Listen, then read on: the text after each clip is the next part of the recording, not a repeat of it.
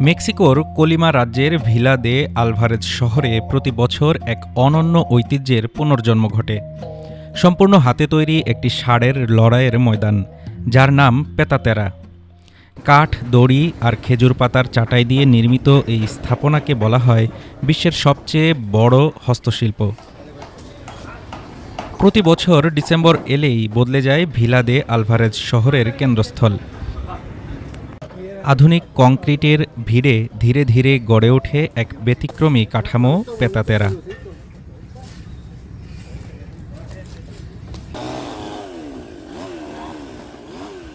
কোনো পেরেক নেই, নেই সিমেন্ট, তবুও হাজারো দর্শক ধারণক্ষম এই ষাঁড়ের ময়দান দাঁড়িয়ে থাকে শত বছরের পরীক্ষিত লোকজ প্রকৌশলের উপর ভর করে।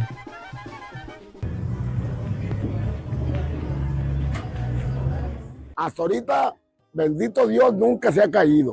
Ha sufrido lesiones. এখানে আমরা পেতাতে ব্যবহার করি, ওতাতে, লাতা, সোলেরা, হরকোনো, তক্তার দড়ি, সবকিছু প্রাকৃতিক উপকরণ। ১৬০ বছরেরও বেশি পুরনো এই নির্মাণ প্রক্রিয়া প্রজন্ম থেকে প্রজন্মে হস্তান্তরিত হয়েছে। করালে কাজ করেন প্রায় ২০ জন, আর মূল প্লাজায় আরও ৩০ জন কর্মী সমন্বিতভাবে কাজ করে।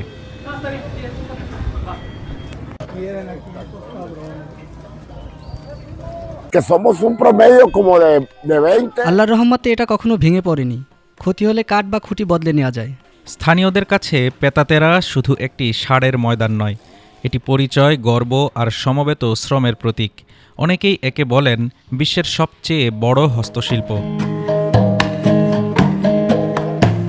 সান ফেলিপে দে হেসুসের সম্মানে নির্মিত এই পেতাতেরার উদ্বোধন তাই শুধু উৎসব নয়, এটি এক ধরনের ধর্মীয় ভক্তি আর সামষ্টিক সংস্কৃতির উদযাপন। ২০২৫ সালের ৭ ডিসেম্বর শুরু হয়ে ২০২৬ সালের ২৩ জানুয়ারি পর্যন্ত চলে পেতাতেরার নির্মাণ। প্রতি বছর নতুন করে গড়ে উঠলেও শতাব্দী প্রাচীন ঐতিহ্যই এর আসল ভিত্তি। Desk report, Dhaka today.